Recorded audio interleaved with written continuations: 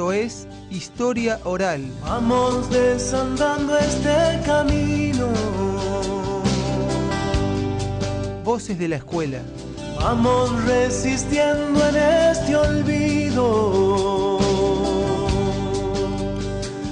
que está lleno de vida este dolor, que está lleno de sangre este dolor.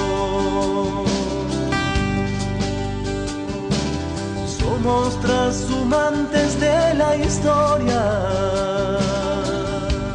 Hoy nos cuenta su historia. Somos artesanos de memorias. Augusto Bogassi.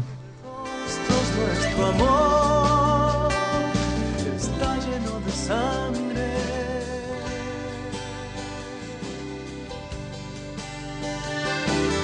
Soy esta tierra. Soy esta gente. Soy mi memoria. Y soy esta historia. Bueno, buenas tardes a todos los que nos están escuchando del otro lado. Esto es Historia Oral, Voces de la Escuela. Estamos en FM Rec 89.5, la FM estudiantil de la comunidad educativa Creciendo Juntos, para hacer el programa número 13 ya de este ciclo de entrevistas que comenzamos a principio de año, y en el cual uno trata de realizar un recorrido con, como dice la promoción también del programa, un poco el recorrido de las historias de vida de los que hacen la escuela. Y cuando hablamos de quienes hacen la escuela, a veces uno queda sujeto a que la escuela la hacen los docentes, y bueno, la idea acá Creciendo Juntos es que la intervención y la construcción de la escuela sea un hecho colectivo en el cual no solamente participen los docentes, sino también los papás, los estudiantes.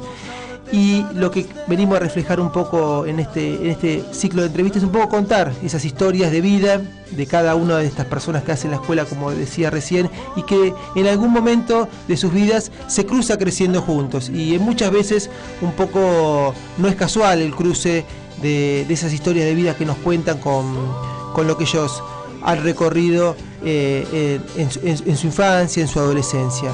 Por eso hoy nos cuenta su historia, como decía, Augusto Bogassi, docente de la escuela, docente que ya hace casi 16 años ya que está en Creciendo Juntos, y un poco el recorrido que vamos a querer hacer con él es para, como hacemos con otros papás u otros docentes que han pasado, un poco contar cómo eran los inicios de esta escuela, qué similitudes se encuentra en aquellos años, en estos años, un poco para aquellos que se incorporan a Creciendo Juntos, escuchan y uno dice, bueno, hoy Creciendo Juntos está construido, está armado, está funcionando, pero Creciendo Juntos no nació de esta manera, hubo un crecimiento y ese crecimiento hace que hoy siga funcionando de la manera que lo viene haciendo. Como siempre digo, nos pueden escuchar obviamente por el 89.5, sintoniza la radio, o nos pueden colocar entrar al Facebook de Rec, y ahí está el link del Astring, donde pueden sintonizar el programa y escucharlo tanto hoy como en las repeticiones que hacemos en la semana. Y las vías de comunicación, por si quieren dejar un mensaje tanto por Facebook, lo acabo de dar, o si no por mensaje de texto al 011 15 54 95 56 13. Ahora sí, buenas tardes, Augusto. Hola, ¿qué haces, Juan? ¿Cómo estás? Muchas gracias primero por acercarte, así que bueno. Está muy bien.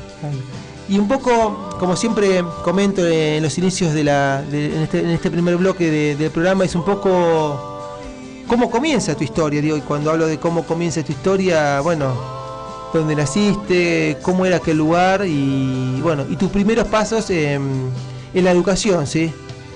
Bueno, yo, ya lo deben saber muchos, soy un inmigrante,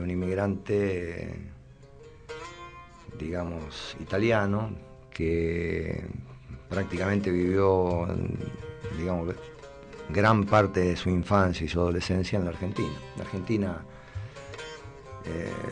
del primer y segundo peronismo. Uh-huh. Yo cuando empecé la escuela secundaria, se dio el golpe de Estado del 55, de 1955, el golpe de Estado que derroca Perón, y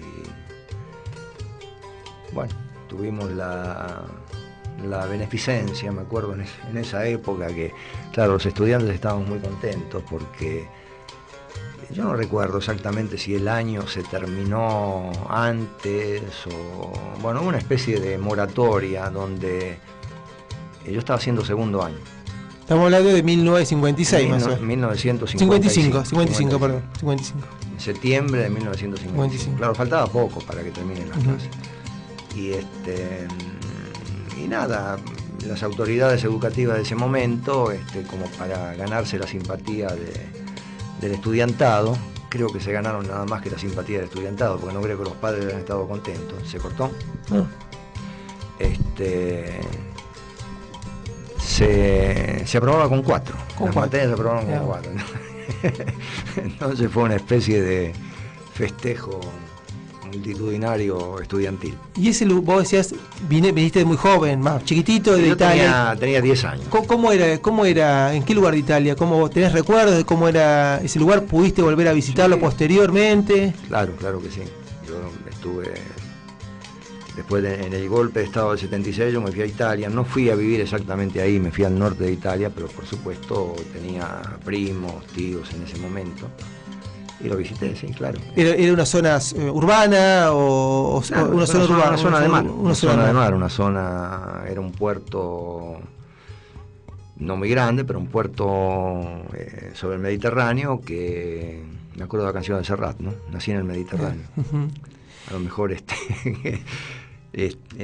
para algunos que escuchan tal vez es bastante extraño esto, pero bueno, es así. Y era un puerto de mar que, digamos, servía para la exportación del mármol de Carrara, uh-huh, que es un mármol blanco muy apreciado en todo el mundo, es bastante caro, entonces bueno, ese lugar servía porque el puerto, digamos, era la ciudad de Marina di Carrara, que es, como su nombre lo indica, el dependiente, digamos, de la ciudad de Carrara. Y en ese lugar, bueno, se hacía ese tipo de tareas, un trabajo muy, muy arduo, muy duro, y después se tecnificó bastante, en este momento está muy tecnificado y ya no es tan cruel o inhumano como en esas épocas, o incluso anteriores. Pero bueno, era la actividad económica principal del puerto era esa. Y además era un lugar turístico, ¿no? Porque tenía playas y bueno. Yo nací ahí. ¿Y tu primaria la empezaste ahí también? Yo empecé la primaria ahí, llegué hasta tercer grado. Y después cuando vine acá recomencé, me parece tercer grado, no recuerdo bien. Y como tenía algunos problemas con el tema de la escuela estatal, tuve que ir en la escuela primaria, que después seguí en la secundaria también. Parte de la secundaria, porque después, bueno, yo dejé la secundaria y me fui a otras escuelas, con los adventistas, ¿no? Los adventistas del séptimo día, que eran muy, uh-huh, muy rigurosos en términos, me acuerdo el mensaje permanente era el fin de los tiempos. El fin de los tiempos para los adventistas era una especie de eufemismo para hablar del fin del mundo y que en ese momento iba a venir... lo que todavía hoy los norteamericanos llaman, los norteamericanos integristas, ¿no? Uh-huh. Las creencias religiosas integristas, o sea que la lucha es entre el bien y el mal, mira hasta dónde nos fuimos, ¿no? En algún momento se va a dar y va a triunfar el bien sobre el mal por supuesto estaba representado por el comunismo, ¿no? Uh-huh. Y por lo tanto había que convertirse para que cuando llegara el Armagedón nos encontrara digamos, convertidos, buenos y de la parte salvable de la humanidad. Eso fue bastante... No, disculpa. No, pero mira fue bastante insistente. ¿Y muchos años ahí estuviste? Y hice de cuarto, quinto y sexto, era la primaria, y después hice primero... Claro, por ese momento había primero inferior y primero superior. Inferior y primero superior. Claro, y se llegaba hasta sexto. Hasta sexto grado. ¿Y qué recuerdo, lo riguroso tenés, qué recuerdos tenés de ese momento? Nada, en realidad era más bien una cuestión de carácter, uno lo puede pensar de carácter de instrumentalización ideológica, pero por lo menos para mí, que nunca le di demasiada bolilla a ese aspecto, ¿no? me consideraba totalmente inmune a ese tipo de cuestiones, no me afectaban, digamos. Pero era una escuela, era como una especie de escuela privada de esos tiempos. Una escuela privada, que me acuerdo que yo, cuando tenía que dar algún examen, se daba en el... yo vivía en Florida, Florida es el partido de Vicente López. Se daba en el Nacional de San Isidro, porque era una escuela incorporada a la enseñanza secundaria, pero... No era oficial. Como modalidad, claro, para legitimar, digamos, las asignaturas, las legitimaba el Nacional, que era un nacional, digamos, estatal de San Isidro. Sí, encima. No, digamos, eran estas cosas que un poco quedan, ¿no? En la memoria, en el sentido de, si uno dice, bueno, ¿qué es lo que podés destacar de la secundaria? Bueno, era eso, ¿no? Era la cuestión más que nada. Me acuerdo que venían, porque además como los adventistas es una secta, digamos, evangélica, no sé si incluso es evangélica, ¿no? Pero bueno, tiene que ver con la iglesia reformada después de Lutero, ¿no? Que tuvieron cada uno una conformación típicamente norteamericana, además, porque además venían pastores de Estados Unidos, recuerdo, y tenían todas esas prácticas un poco modernas, ¿no?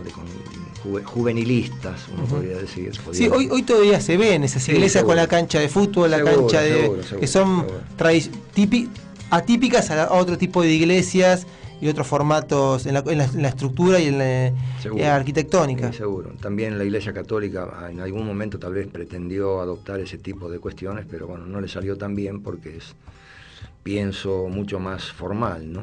Por eso también tal vez la Iglesia Católica pierde adeptos y los ganan este tipo de religiones un poco más mediáticas, un poco más tributarias de la publicidad, ¿no? ¿Y la relación con los docentes de ese tiempo, cómo la recordás? Era una relación muy... Vos pensás, Juan, estamos hablando de la década del 50, era una relación muy jerárquica, podemos decir, ¿no? Donde el profesor era una autoridad indiscutible. No incuestionable.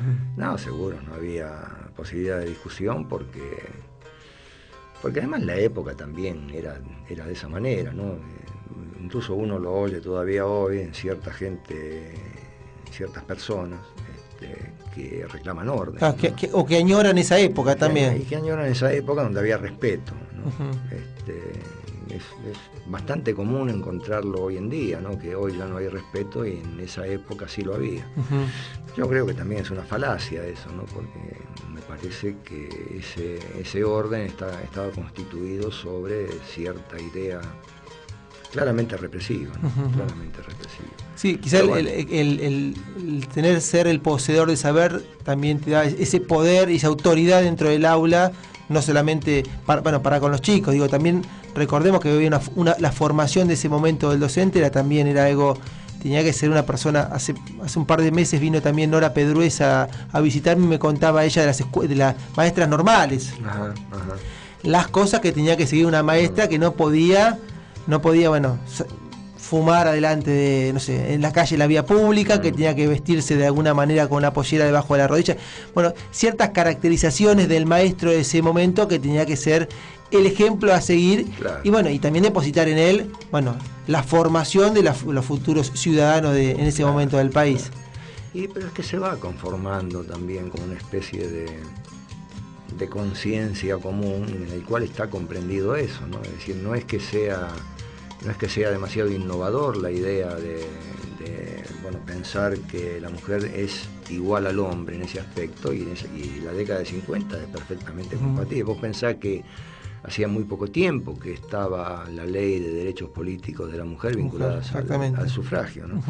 Por lo tanto, además, la sociedad misma conformaba una especie de núcleo en el cual la mujer tenía un rol fundamental, que era la casa y la crianza de los hijos. El varón iba a trabajar o a conseguir el sustento por medio del trabajo, y la mujer se tenía que dedicar a los hijos y al mantenimiento del hogar. Por lo tanto, esa forma social que está vinculada, qué sé yo, uno también puede pensar, bueno, está vinculado al empleo, que en la época del peronismo era, uno podía decir, pleno, ¿no? Y cada uno se conformaba con esa cuestión, ¿no?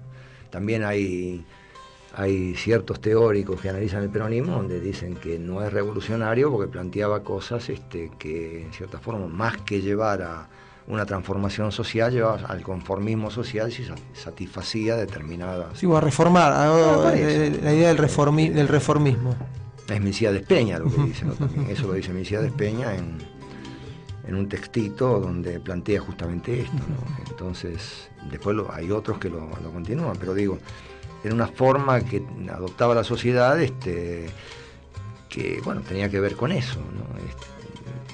Yo pienso en algunas otras sociedades donde también hay un rol en cierta forma conformista, ¿no? Que tiene que ver con, bueno, la sociedad es hecha de esta manera y no hay nada ni nadie que lo pueda cambiar, sobre todo las sociedades confesionales, ¿no? Digo, religiosas. Para ir cerrando este primer bloque, ¿alguna anécdota que tengas que quieras contar de esa escolaridad, de esos años? A veces le digo, alguna travesura, alguna situación con algún docente, con algún compañero, algo que vos digas, bueno, mira, recuerdo esto, o algo que vos quieras, que ahora en este momento se te venga a la mente. Tendría que pensarlo, o sea, no, en realidad no recuerdo demasiado alguna anécdota. Hay algo característico que a mí me asombra mucho cuando hago esta pregunta y cuando hablamos de la escuela de la década del 70 o para atrás también, es el tema de los docentes. Sí. Todas las familias, o los que me preguntan, esto, bueno, obviamente que la escuela primaria se hacía, la secundaria no se hacía, eso es en la cantidad de entrevistas que hice siempre pasa eso, pero hay algún dato importante que dice: yo me acuerdo de las maestras que tuve en primer grado, segundo grado, tercer grado, cuarto. Como que hay un recuerdo, decir, bueno, ¿cómo se llamaba tu maestra de primer grado? Y se llamaba tal. Y la de segundo se llamaba tal. Bueno, y la de tercero. Es sorprendente, porque yo no me acuerdo de ninguna. Mirá vos, a mí también me pasa, pues yo me decís eso y eso. No te digo tanto en secundario ya, pero en la primaria es como que hay un recuerdo, también de un tipo de escuela de ese momento también. A lo mejor porque, digamos, los recuerdos míos son más remotos, pero te digo, no creo haberme acordado de cómo se llamaban. Tal vez me acuerde de una, sí, que era la profesora de inglés, que era inglesa, y vivía ahí en Florida, cerca de donde vivía yo, y le decíamos Brooks, se llamaba Miss Brooks. Y como era solterona, le decíamos Mrs. Brooks, ¿no? Y me acuerdo de la casa, era una casa, uno podía decir, porque en Florida además había en Florida de Vicente López, había una vieja, digamos, ocupación, sobre todo de inmigrantes alemanes y también ingleses, ¿no? Alemanes había mucho. Y nosotros los tanos, como nos decían, vivíamos en la Florida más plebeya, más había dos Floridas, una Florida del ferrocarril Mitre y una Florida del Belgrano. Nosotros vivíamos en la Florida del Belgrano, que era más plebeya, más de una inmigración operaria, obrera, no una inmigración con un cierto planteo, digamos, sarmientino del norte de Europa, ¿no? Pero bueno, me acuerdo de esa profesora, me acuerdo del nombre que tenía, porque incluso creo que en alguna oportunidad había ido a tomar clases particulares para aprobar, qué sé yo, inglés o algo por el estilo, ¿no? Y me acuerdo de la casa también, en ese aspecto, me acuerdo, no consumo detalles, pero me acuerdo que era, uno podía decir, bueno, era una casa típicamente ambientada a la manera inglesa, ¿no? Bueno, vamos cerrando este primer bloque. Estamos en Historia Oral, Voces de la Escuela, en FM Rec 89.5. Vamos a escuchar una de las canciones que trajo Augusto para compartir, de un trío, ¿sí? De un trío. Sí. Ahora a la vuelta me comentás bien el porqué la elección de esta canción, que se llama Blues, así que la escuchamos y volvemos de vuelta para retomar el programa.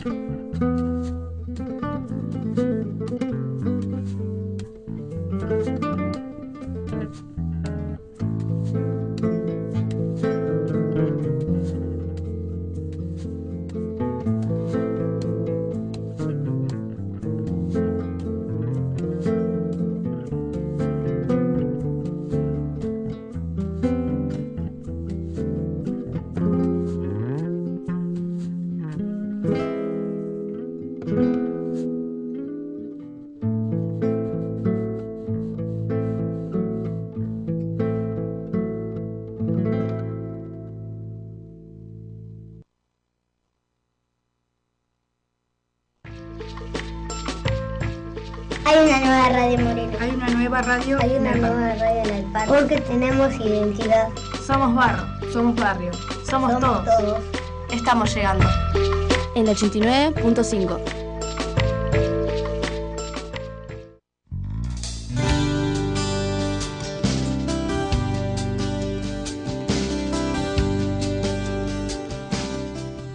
Bueno, continuamos acá en Historia Oral, Voces de la Escuela, en la 89.5, la FM REC, Radio Estudiantil Comunitaria, aquí en la comunidad educativa Creciendo Juntos, y seguimos dialogando con Augusto, docente de la escuela. Un poco nos estaba contando un poco, bueno, su llegada acá a la Argentina, sus primeros años en la escuela primaria, y antes que eso, recién acabamos de escuchar una canción, Blues se llama, y bueno, justamente, contame un poquito de este grupo, porque es un trío que... Sí, cómo no.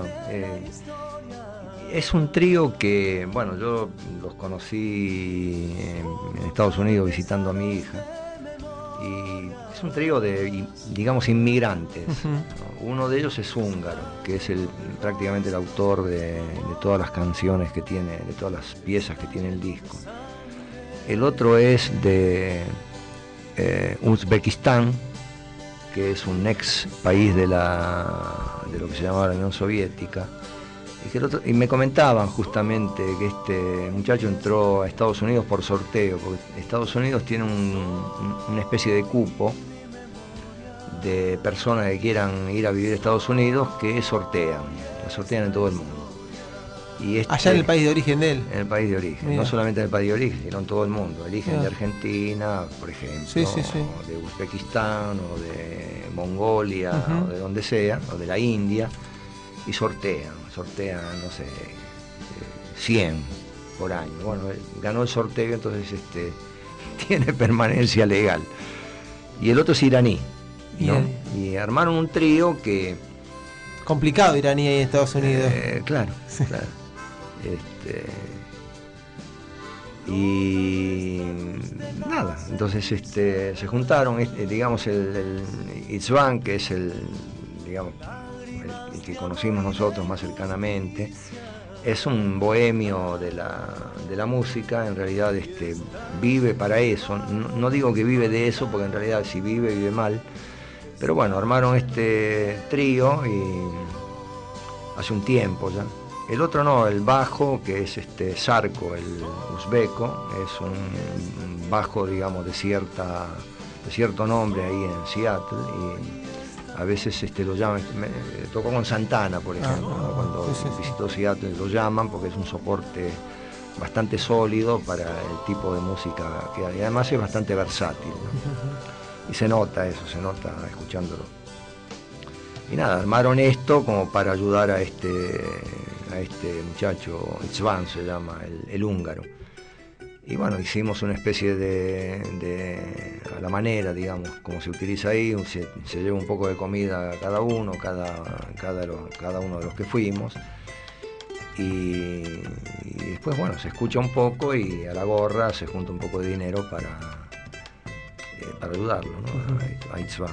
Y nada, bueno, le resulta mejor hacer este tipo de cosas con los amigos que ir a un bar, porque nos comentaban que, digo, esto es una anécdota bastante cruel, ¿no? Nos comentaban que los dueños de los bares, a la manera de las películas norteamericanas, dicen que, bueno, que vayas a tocar, te pagan muy poco y encima cuando terminaste de tocar, como se suele tomar cerveza, ¿no? Directamente de la botellita, cuando vas a pagar, vas a decir, bueno, terminé, me tengo que ir, que sea a la hora que se termine el concierto, le descuentan la cerveza. Mira vos. Entonces el último concierto que dieron, los tres les tocó $6 a cada uno. Bueno. Entonces estaban bastante decepcionados con respecto a los bares, porque parece que son unos negreros los dueños de los bares, ¿no? Aprovechan que ahí van a tocar, pero la ganancia se la quedan ellos. Es terrible.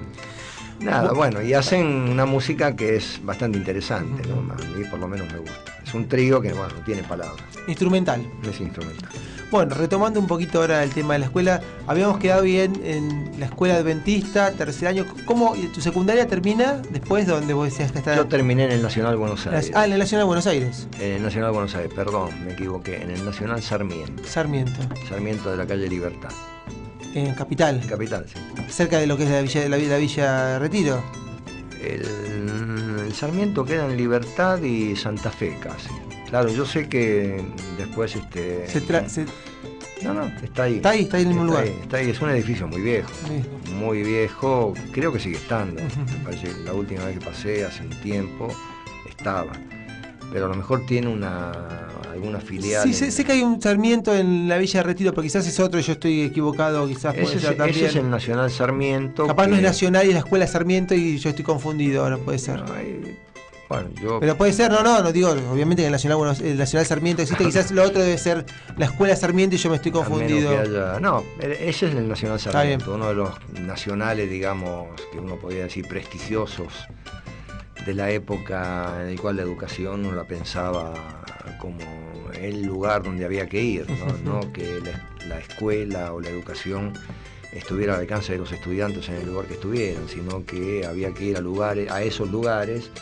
Entonces ahí se iba a encontrar una educación de excelencia, notable, digamos. Notable, no sé si de excelencia, pero notable, porque bueno, había profesores competentes. Entonces, bueno, el Sarmiento era uno de ellos, ¿no? Lo mismo que el Nacional Buenos Aires.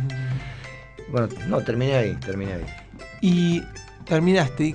En esos tiempos, ¿qué era lo que estabas pensando, adolescente? ¿Qué tenías pensado seguir en ese momento? ¿Cuál era? Hoy sabemos todos, sos profesor de historia, las clases acá en Creciendo Juntos hace muchos años, pero no sé si en tu cabeza en ese momento pensabas por la docencia o había algo que te movilizaba. No, en realidad nunca me interesó demasiado la docencia. Me gustaba más la idea de, seguir algo. Ni siquiera desde el punto de vista instrumental, ¿no? O sea, para conseguir un buen trabajo o algo que tuviera que ver con eso, sino que yo lo hacía más que nada por conocimiento. En ese sentido era bastante poco apegado a lo que uno podría decir, labrarse un futuro. Yo ya estaba trabajando, hice trabajo de cualquier tipo. Y nada, Por eso saliste de la escuela y no empezaste a estudiar una carrera. Empecé en exactas. En esa época exactas se había mudado de lo que era la Manzana de las Luces, porque estaba Ciencias Exactas y Letras, la Manzana de las Luces.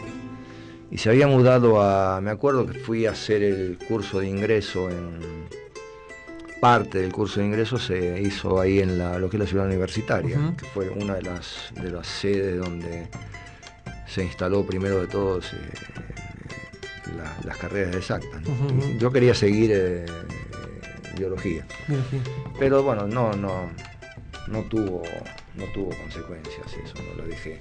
¿Y simultáneamente estabas trabajando ya en ese tiempo? Sí, yo trabajaba, y un tiempo después fui a trabajar con mi viejo. Mi viejo era albañil, y estuve trabajando con él, albañil contratista, y estuve trabajando con él.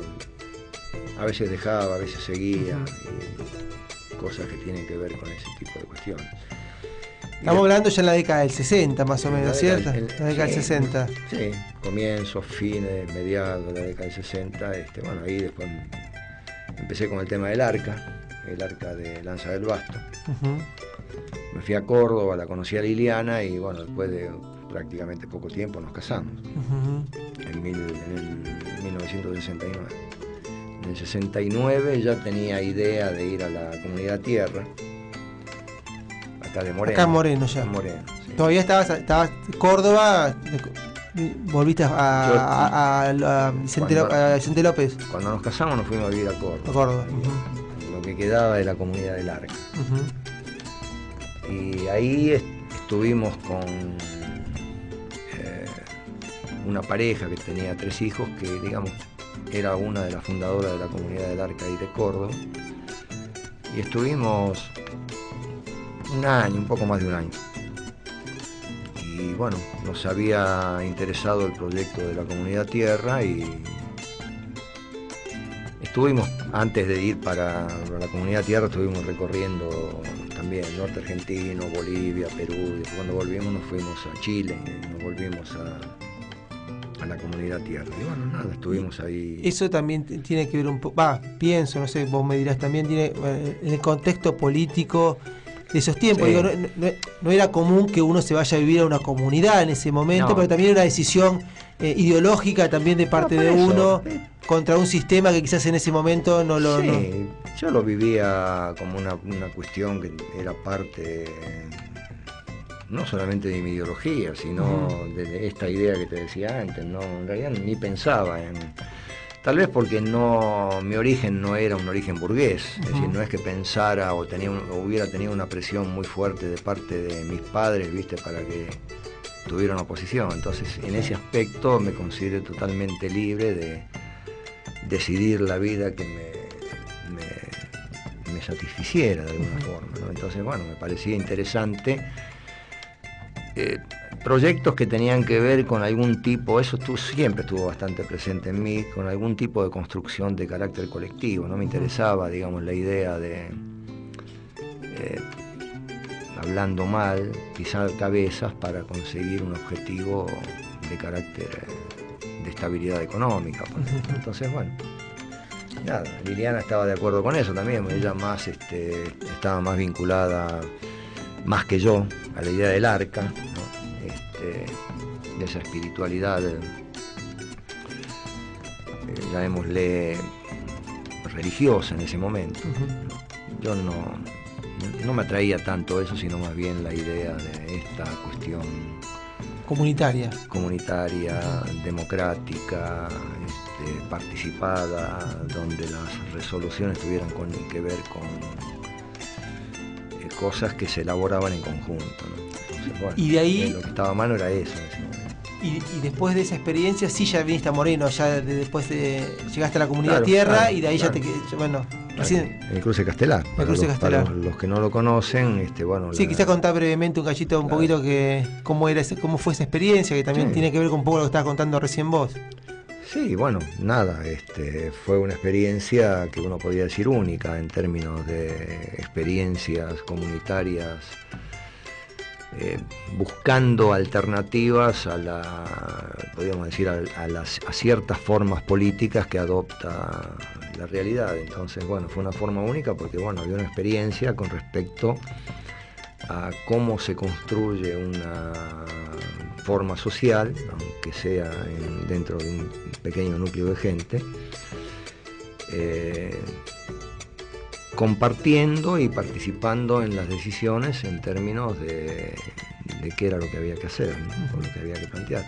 Después eso estuvo atravesado por el contexto de la época, claro, ¿no? Es decir, acá hay que pensar fines de los 60, comienzo de los 70, y por lo tanto tenía bastante que ver la cuestión política. Acá empieza a tallar fuertemente la cuestión política porque se introduce dentro de la comunidad. Es inevitable que atraviese esas experiencias. Y yo fui uno de los que insistía para que el medio, el lugar donde estábamos, fuera atravesado justamente, claro, por esa realidad, ¿no? Bueno, eso nos va a llevar a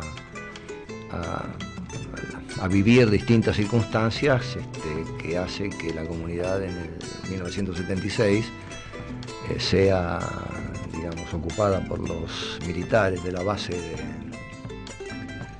de Santa Brígida. Claro, de Moreno, la que está al fondo, sí. De acá, sí, de Moreno, sí.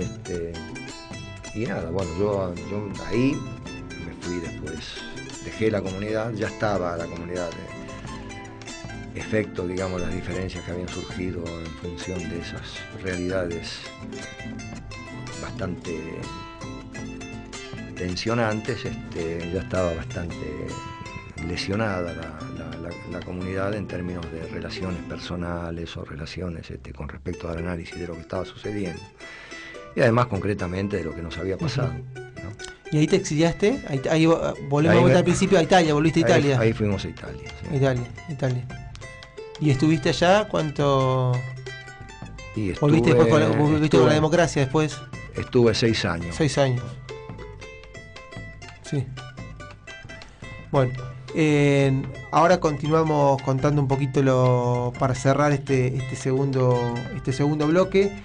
Y seguimos con Augusto contándonos un poquito la experiencia de su trayectoria, de su experiencia de vida, y que seguramente ahora lo vamos a empezar a vincular un poquito con la escuela y con su llegada Creciendo Juntos. Para cerrar este segundo bloque, escuchamos un tema de Os Paralama de Suceso, Linterna a los Afiebrados, y volvemos para hacer el tercer bloque. Me voy hasta el baño.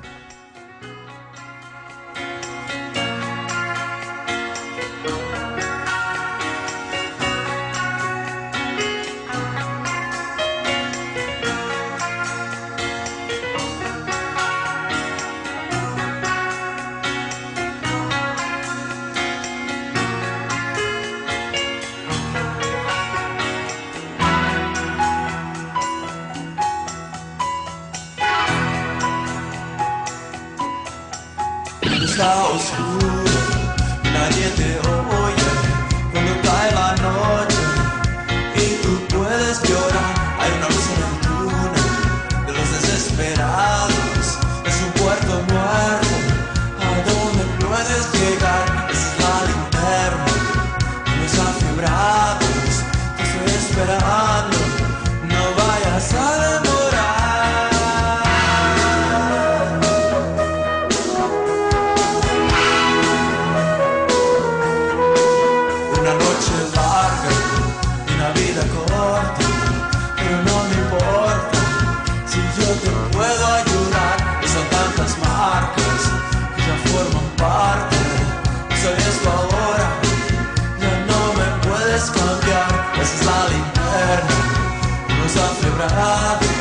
Te estoy esperando, no vayas a demorar.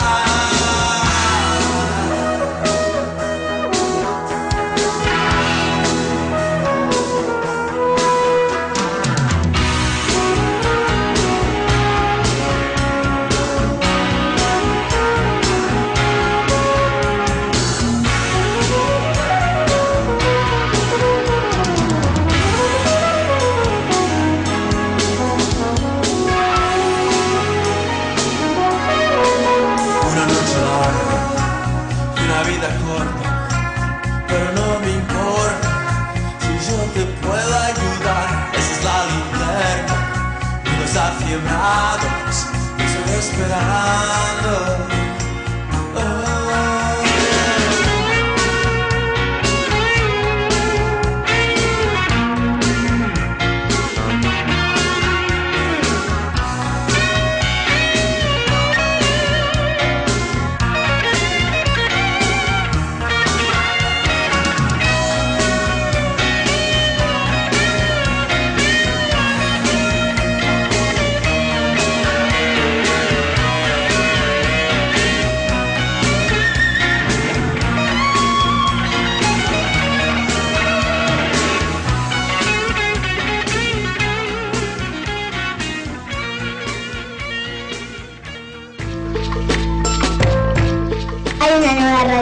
Hay una nueva radio en el parque. Porque tenemos identidad.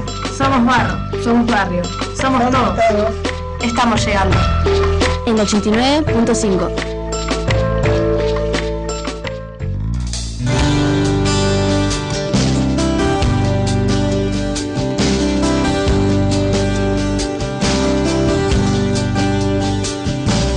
Vamos desandando este camino. Vamos resistiendo en este olvido que está lleno de vida este dolor, que está lleno de sangre este dolor. Somos transhumantes de la historia. Somos artesanos de memorias. Está lleno de rostros nuestro amor. Está lleno de sangre.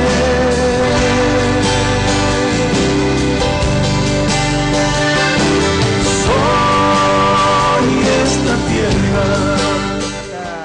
Oral, Voces de la Escuela, programa número 13 en FM Rec, la 89.5. Y bueno, acabamos de escuchar un tema de los panoramas de suceso, Linterna de los Afiebrados. Y bueno, recién me estaban comentando los chicos en la cabina que hay unos saludos para vos, Augusto, que mandan, que están escuchando el programa, manda saludos Roxana de la Fundación Oasis, dice, bueno, un saludo muy grande para vos y para Liliana por el compromiso a la hora de educar, el compromiso político a la hora de educar. Bueno, muchas gracias. También está Leonor, está escuchando, también nos está escuchando desde la casa, también muchas gracias por la escucha. Y alguien que seguramente está muy relacionado a lo que me estabas contando antes de irnos al bloque, que es una ex alumna de la escuela, Camila Nieto. Ella le gusta que le digan más gente a nosotros. Yo siempre le dije Camila, que también está escuchando y que también fue parte de un documental que hicieron los chicos de esta experiencia que has tenido vos en la comunidad Tierra en Trujuy el año pasado. Estuvo muy bueno eso. Así que no por los protagonistas, sino por lo que lo hicieron. Así que manda saludos que también está escuchando. Muchas gracias, realmente. Muchas gracias, Camila. Muchas gracias por la escucha. Magenta. Bueno, seguimos un poquito. Mi idea, habíamos quedado un poquito que te había sido para allá. Bueno, ya volviendo, digo acá, volvemos después de esa época oscura, realmente en principio de 1983 volviste. Digo, esto, en ese momento no eras profesor de historia. ¿Cómo se dio eso en un momento dijiste, yo no pensaba estudiar docencia ni loco en su primer momento, pero ¿cómo fue ese acercamiento? Vos sabés que yo hice la carrera de museología. Museología. Claro, en el Instituto Argentino de Museología. También, qué sé yo, medio ni siquiera pensando, ¿no?, en el tema de, me interesaba las materias que había, los profesores, que me parecían algunos muy buenos. Me acuerdo que hice 3 historias del arte en esa carrera, ¿no? Y había un profe que ahí lo recuerdo muy bien, porque era un profe muy que sabía de qué se trataba el tema de la historia del arte y los movimientos que ellos implicaban. Bedoya se llamaba. Uh-huh. Que me acuerdo que en una época encontré una revista Crisis de la antigua época, no de la época, ni siquiera de la segunda época, sino de la primera época, y él escribía en Crisis. Con sorpresa encontré que había escrito algunos artículos que tenían que ver con arte en Crisis. Y nada, bueno, terminé la carrera ahí de museología, bueno, y como siempre, la ocupación no fue museología. ¿No trabajaste en ningún museo? No, ningún museo. Y en esa época trabajaba me había conseguido junto a un amigo la idea era, digamos, la distribución de productos naturales. Entonces íbamos a buscar productos naturales me acuerdo, a Brasil, a San Pablo y a Paraguay. Sobre todo arroz yamaní, que plantábamos, mandábamos a plantar, no es que lo hacía yo, en Entre Ríos, ¿no? En algunos campos que son adecuados para el cultivo de arroz. Y bueno, distribuía eso, y eso lo hice prácticamente, y hice gran parte de la carrera de historia haciendo ese trabajo. Ya viviendo acá, cuando volviste de Italia, volviste a Moreno directamente. Volví a Moreno, porque Moreno. Estuvimos buscando yo traía un poco de dinero, traíamos un poco de dinero con Liliana, un poco que habíamos juntado, un poco que le había, que era una parte de un dinero del padre, el padre había fallecido. Y que después cuando llegamos acá nos dimos cuenta que alcanzaba para algunos lugares de Buenos Aires, no para todos. Y uno de los lugares donde alcanzaba era Moreno. Estuvimos viendo en otros lados, pero bueno. Y bueno, y ahí compramos la casa esa. ¿Dónde estás viviendo ahora? Ahí de la calle Chacabuco.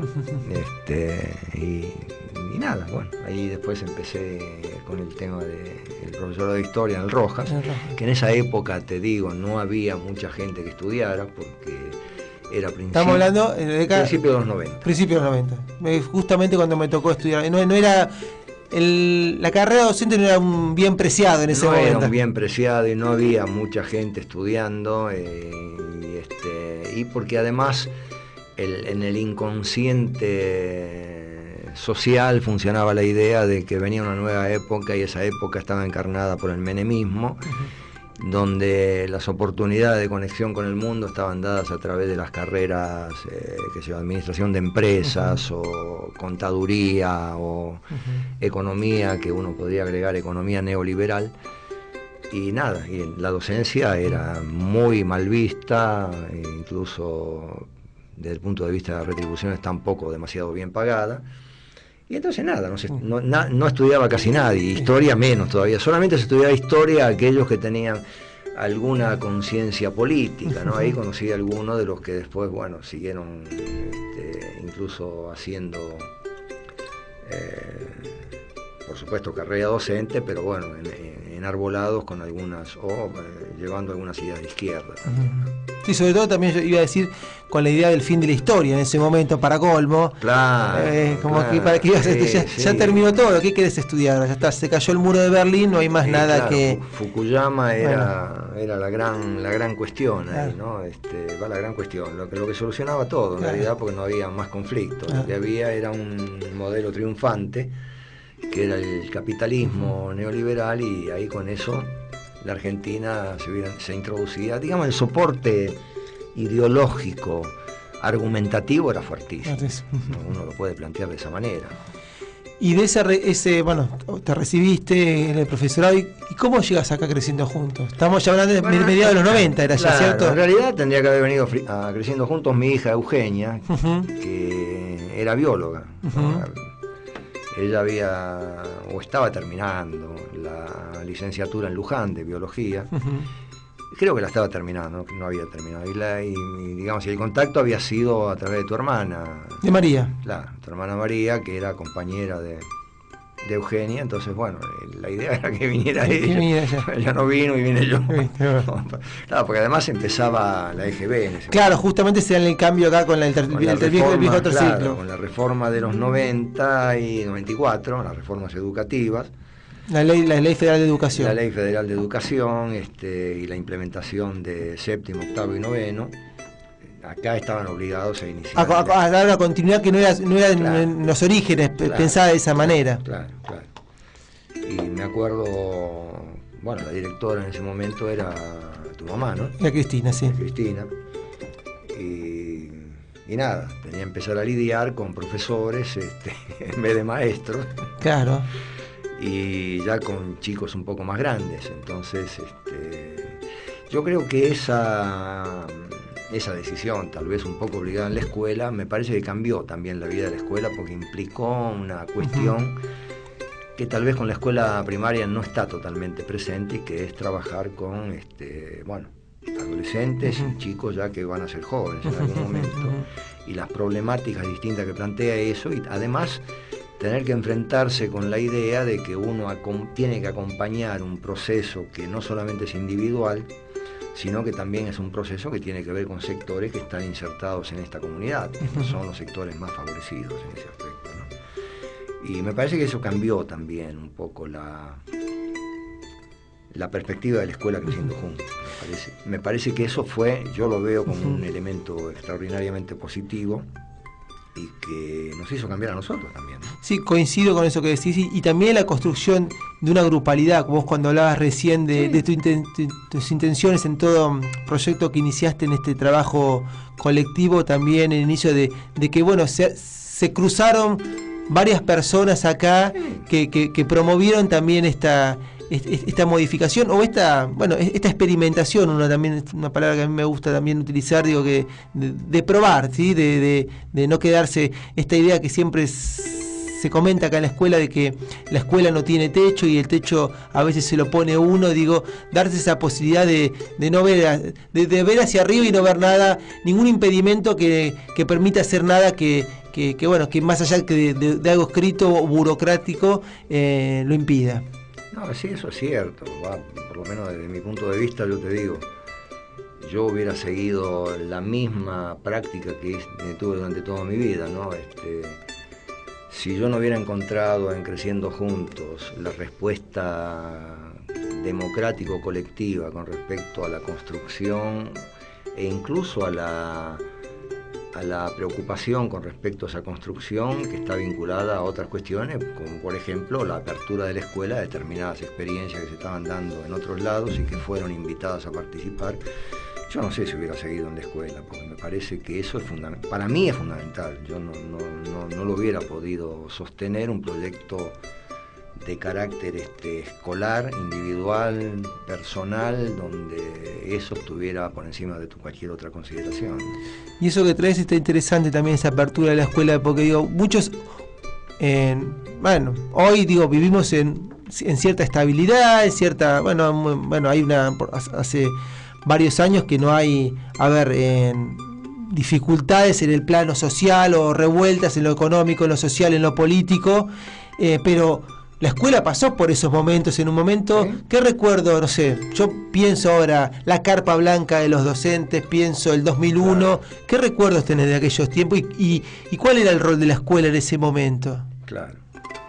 Y por eso, me parece que tiene que ver con un recorrido, porque a veces, incluso hablando actualmente, ¿no?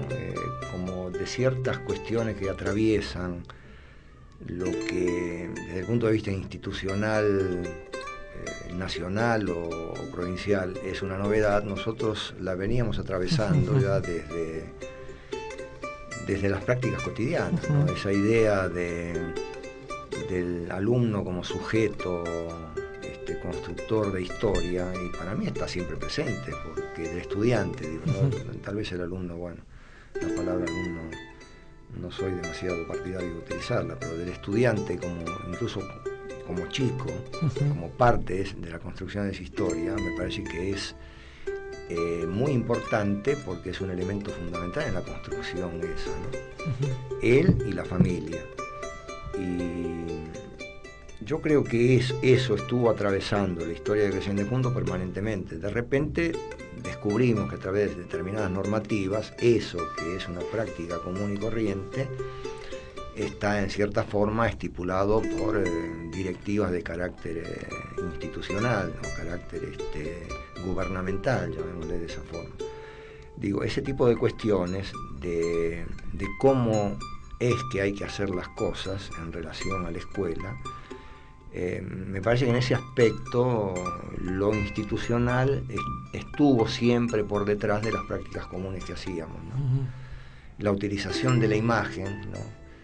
Por ejemplo, en Creciendo Juntos, desde que yo tengo memoria, que empecé a estar en la escuela, siempre se tuvo en cuenta la utilización de la imagen fílmica como un elemento dinamizador no solamente de la relación entre estudiantes, profesores, padres, sino como construcción de contenidos también estuvo presente en esas cuestiones, ¿no? Lo colectivo fue un elemento fundamental, fundante y fundamental en la construcción de Creciendo Juntos, por lo menos, yo sé que desde antes también, pero por lo menos desde el momento en que yo estuve acá, te digo, para mí es el elemento más atractivo, porque si no, no tiene sentido la educación planteada como participación.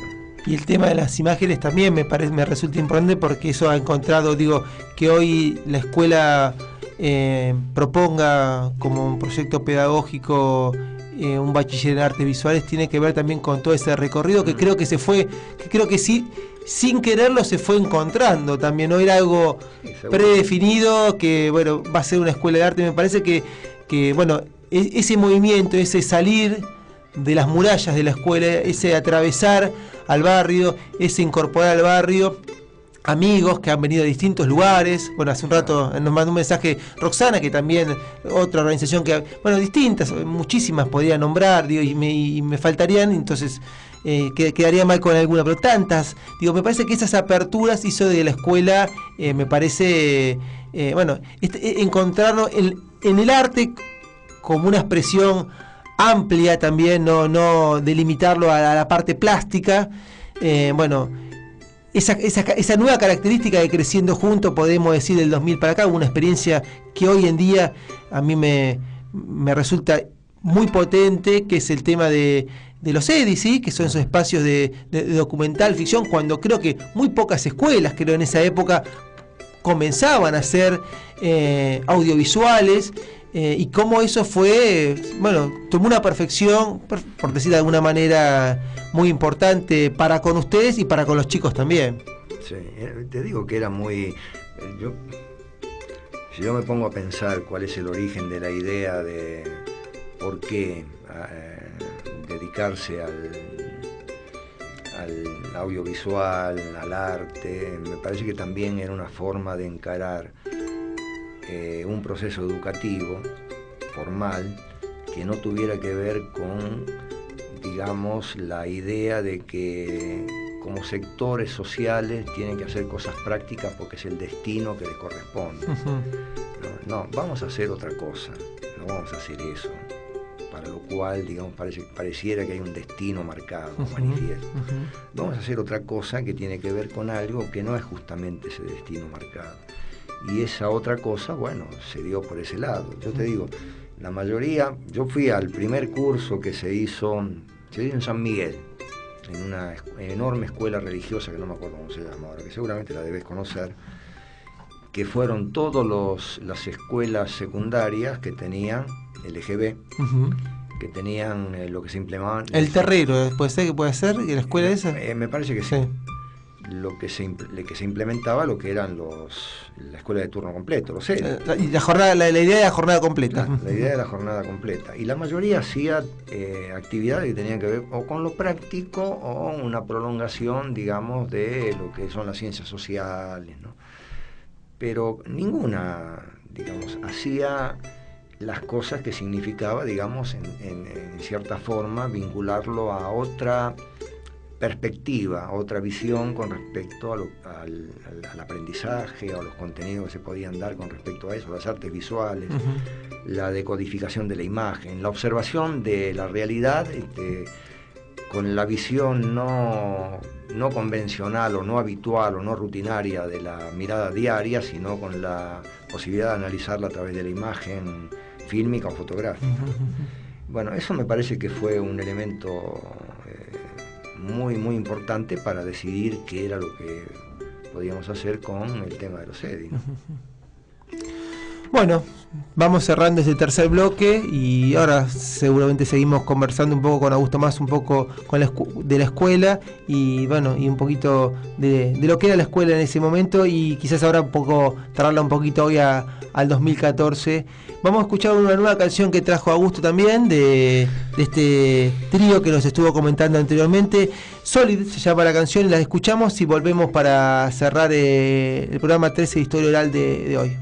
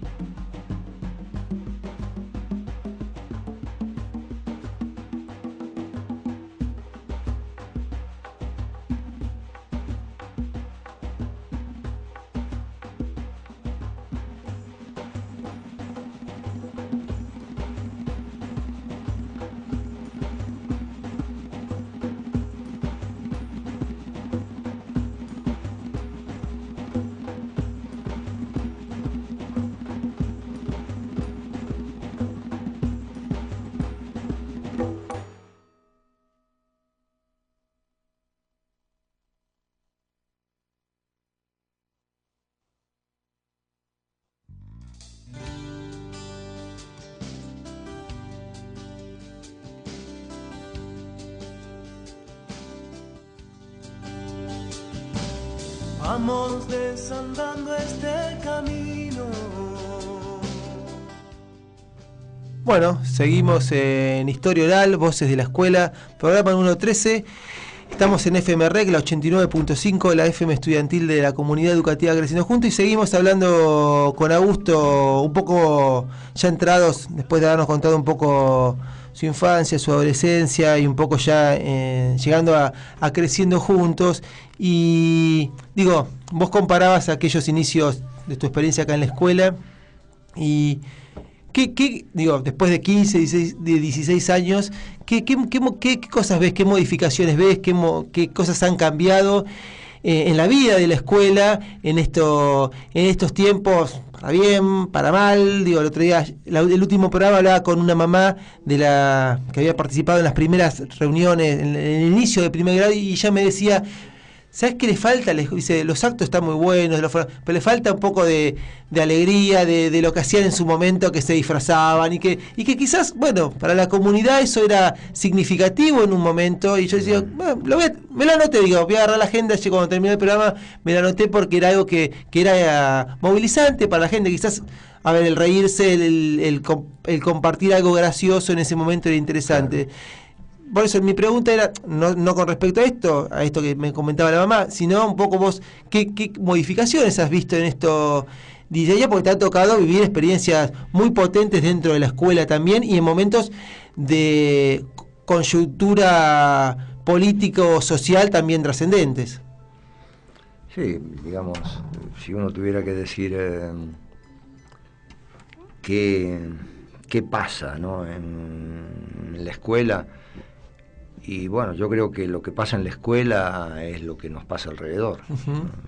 Yo no creo que las cuestiones que pasaron en la escuela, todas las cosas que pasaron en la escuela son cosas que pasaron alrededor. Yo recuerdo cuando yo entré acá, estábamos en fin del menemismo, de la Rúa, fin del menemismo y del arruismo.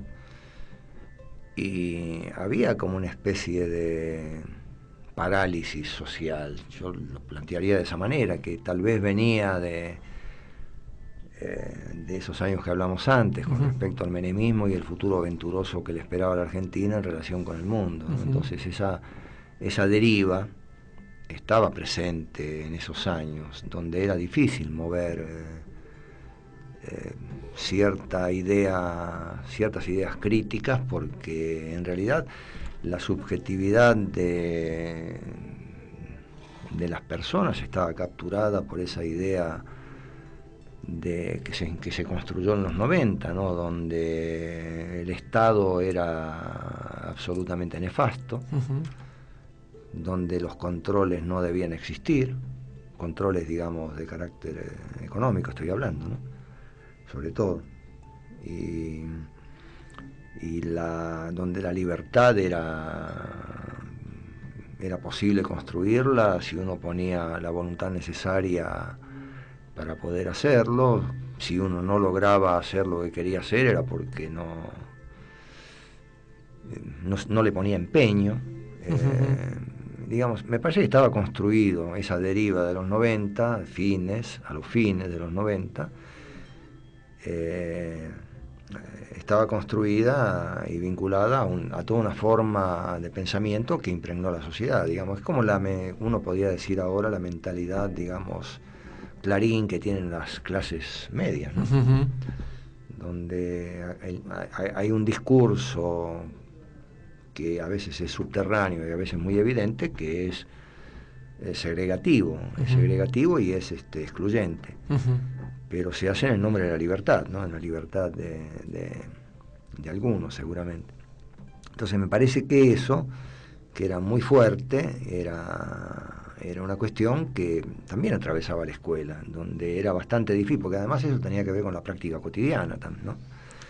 Eso atravesaba las formas de participación, de involucramiento, de relación, ¿no? Y ese discurso a veces hacía agua en términos de compartirlo, porque bueno, esa idea no se ponía de manifiesto, en realidad, ¿no? Eso, digamos, se va a romper en el 2001 como una especie de hecatombe que nos involucra a todos también. Es decir, nosotros... Sí, pensar que la escuela, digo, con los orígenes de la escuela, la formación de la escuela, que la escuela pueda estar ajena, sí, a lo que estaba pasando fuera sería impensable, digo, de alguna manera. Por eso, me parece que eso, digamos, no hace falta ni siquiera plantear la presencia de alguien. Me parece que siempre estuvo presente en la escuela, ¿no? En sus orígenes, en la parte en la cual me tocó participar a mí y ahora mismo. Yo creo que la idea de que la escuela es un elemento importante en la construcción social, no solamente como destino individual, sino como construcción colectiva, es fundamental para entender los últimos acontecimientos con respecto a la visión de la escuela, que tiene incluso parte de esa normativa institucional que aparece en los textos y en la práctica de la educación. Y te hago una de las últimas preguntas ya. Digo, vos a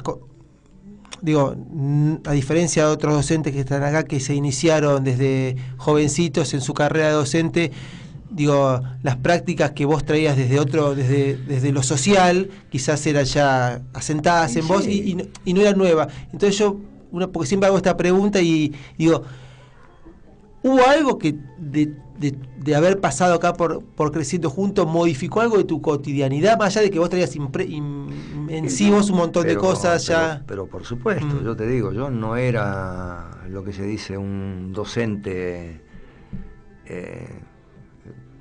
¿cómo diríamos? Espiritual. Yo me formé como docente. Claro. Yo no era un docente vocacional. Claro.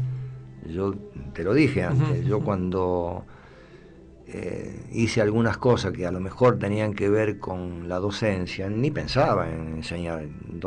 Yo te digo, me formé en la forma docente, pero no en la forma en el sentido vacío, hueco, ¿no?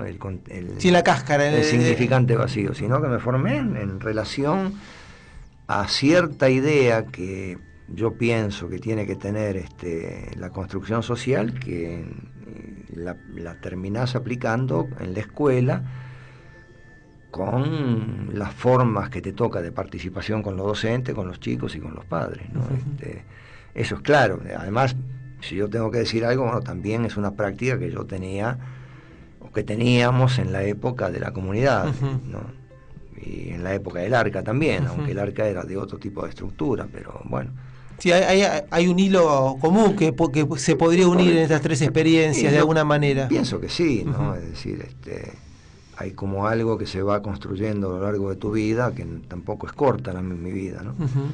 Pero que tiene que ver con un cierto recorrido. No es que anduve a los saltos, ¿no? Anduve a los saltos tal vez económicamente o políticamente, pero no desde el punto de vista, qué sé yo, mental o ese tipo de cuestión.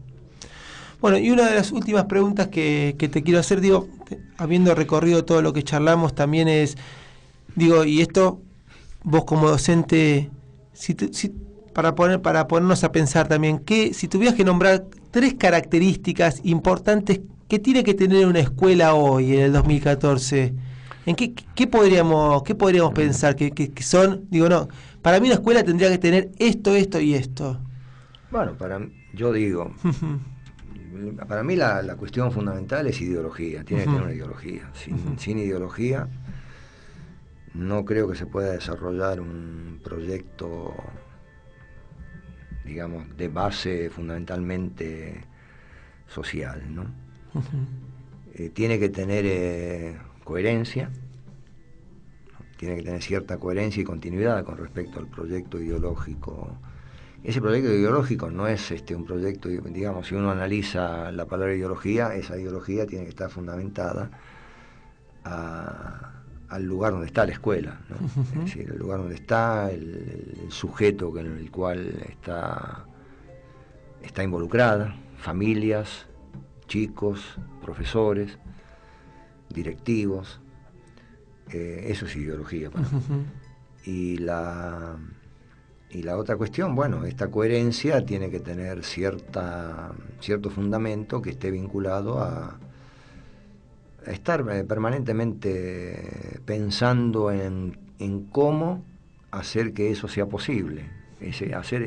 Pensar permanentemente en cómo eso sea posible significa, bueno, una cierta disposición a estar en el momento en el cual sea necesario, y en el momento en el cual se necesite esa participación, se necesite ese esfuerzo, se necesite esas manos, esa idea, ese pensamiento.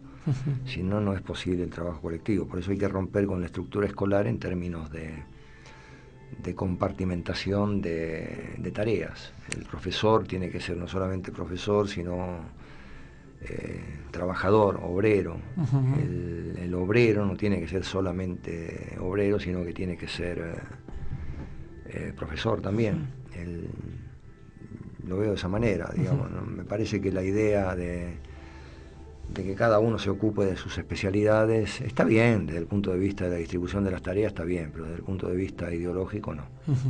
Sí, esta idea de que, a ver, que uno no da una receta ya, a ver, esta escuela tiene que tener estos ingredientes y así va a funcionar, sino que parte de esto último que dijiste vos de quién la hace y cómo el cuerpo hay que ponerlo y las diferencias y diversidades que va a tener cada una de ellas a partir de quienes componen ese colectivo que la piense o que la haga carne, ¿sí? de alguna manera. Así es. Bueno, Augusto, hay algo, no sé, siempre pregunto, ¿hay algo que no pregunté? ¿Te gustaría comentarlo antes de cerrar el programa? No, me parece que está bien. Yo les agradezco acá a los operadores. Ahora sí va. Hoy tuvimos multitud, hoy no solamente escuchándonos por internet, sino acá Lautaro e Ignacio. Muy bien. Ignacio, sí, muchas gracias. Y Santiago, que se fue. Santiago estuvo acá y hay compañeros también. Acá hay compañeros a Lucía, Wilson, Mariano también, mirando del otro lado cómo hacemos el programa. Bueno, así que ahí está Lucía. Ahí está Lucía, bueno, así que muy bien. No, y bueno, nada, te agradezco a vos y qué sé yo, a veces compartir alguna charla y volver sobre algunos aspectos que tienen que ver con la construcción de algo, me parece que está muy bueno. Bueno, muchas gracias. Y bueno, como siempre digo, soy Juan Jiménez. Decía Augusto, recién me estuvieron acompañando en la operación técnica Santiago en un momento, Ignacio, Lautaro. Terminamos el programa número 13 de Historia Oral, Voces de la Escuela, y como siempre me gusta decir, la idea de escuchar nuevas voces, de escuchar voces a partir de tener una herramienta como una radio comunitaria escolar en una escuela y para el barrio, escuchar no solamente mi voz, sino las voces de adolescentes, las voces de docentes, las voces de papás. Hoy está abierto ese canal y es importante seguir construyéndolos en conjunto. Me despido con una canción de Ana Prada y Kevin Johansen, Tentempié, y bueno, nos vemos el miércoles que viene. Muchas gracias por la escucha. Muy bien.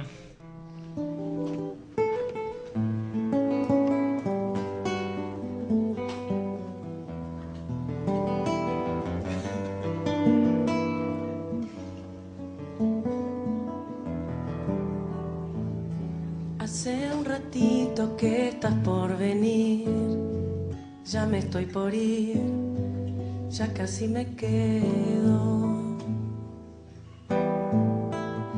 Me muero por oírte sonreír, no te quiero ver, a veces me pierdo. Peleamos todo el tiempo por mostrar quién se quiere más, quién extraña menos. Lo bueno de tenerte siempre ahí es como sentir que te me estás yendo. Nada más puede ser el vaivén entre pasión y sacrificio. Suelo andar, ya me ves, jugando al tentempié en el precipicio.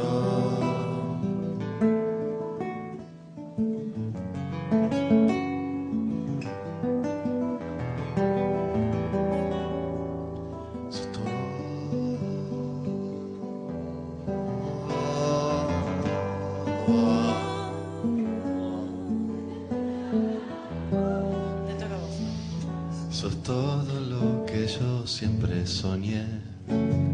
Ya me desperté y sigo dormida. Todo el futuro depende de vos. Solo estoy mejor, puedo con el día. Nada más puedo ser, el vaivén entre pasión y sacrificio. Suelo andar, ya me ves, jugando al tentempié en el precipicio. Suelo andar, ya me ves, jugando entre pasión y sacrificio. Balancearse, dudar, sin caer y sin poder cambiar de sitio.